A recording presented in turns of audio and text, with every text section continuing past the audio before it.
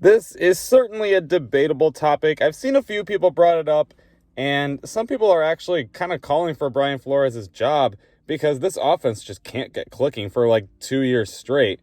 So, what's the deal here? Like, do we move on from Brian Flores? This is definitely the hardest video that I've ever had to make because Brian Flores, with all the time I've been watching the Dolphins, he is easily my favorite head coach, and we'll get into it a little bit later on why I think that and why, there's a few reasons on why we shouldn't do that, but let's just kind of get the answer out of the way first. I'm not going to go that far. I don't think Brian Flores should lose his job after this year. I know this would be like 3 straight years without a playoff appearance, but I think there's just a lot of things that you need to think about before you start saying that he needs to be fired. First of all, the Dolphins hired him right at the start of the rebuild. That first year was supposed to be bad.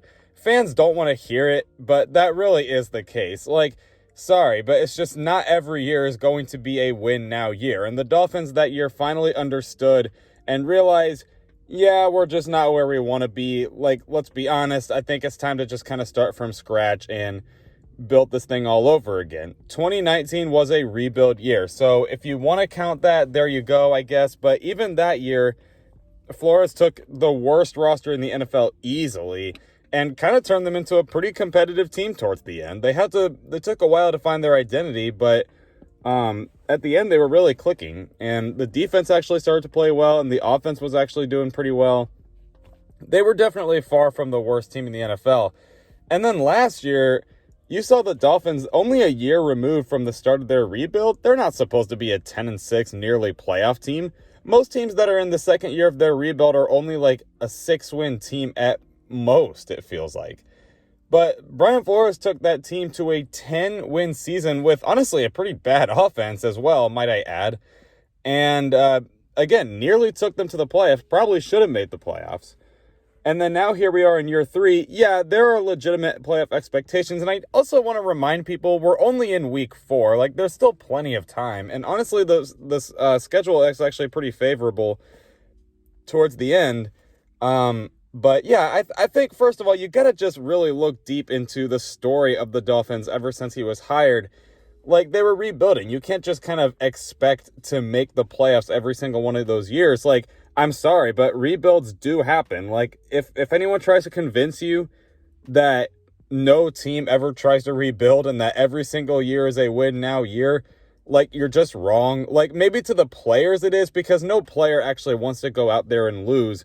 But sorry, like, business is business. The general managers, the owners like Stephen Ross, Chris Greer, they knew they wanted to rebuild.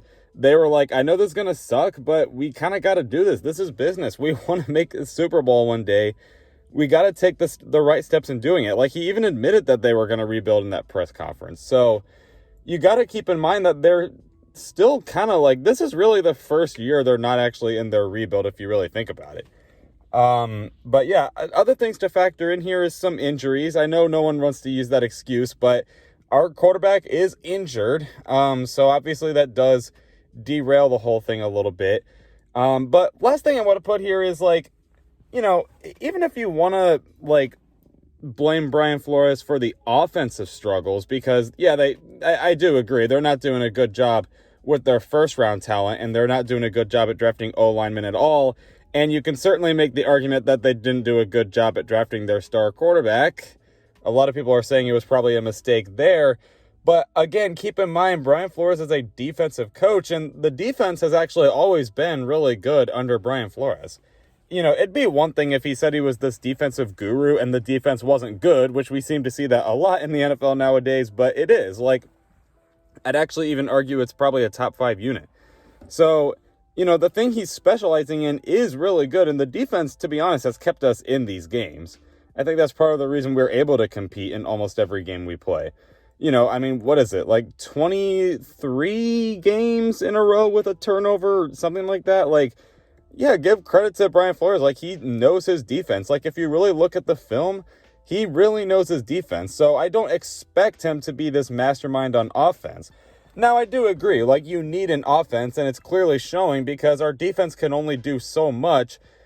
And if the offense isn't helping them out, yeah, like, defense is eventually going to let up finally. So, yeah, you can maybe blame him for that, but I wouldn't say you need to fire him over that. I think you can blame a lot of it on QB play because, let's be honest, the quarterback play has not been very good with or without Tua. O-line play obviously hasn't been very good. They do got really good receivers.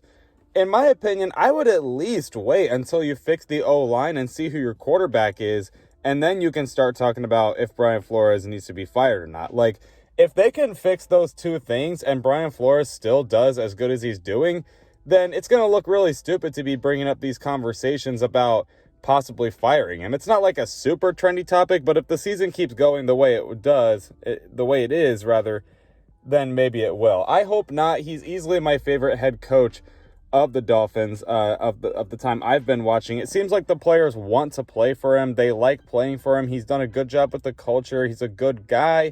It seems like he's a good leader. He's very humble. He's a very smart guy. He knows his defense.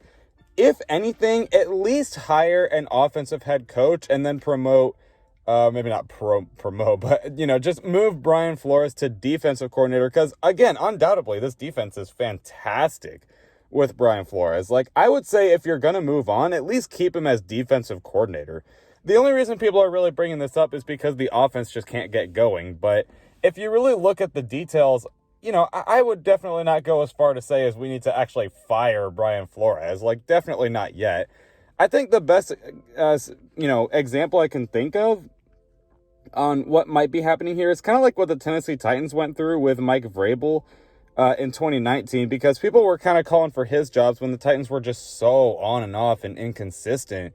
Like, one week they were the best team in the NFL, and then the other week they'd lose to the worst team in the NFL. It was just so much inconsistencies, but finally when they moved on to Tannehill, they made the AFC Championship and were on a bit of a hot streak, and they're still doing pretty good.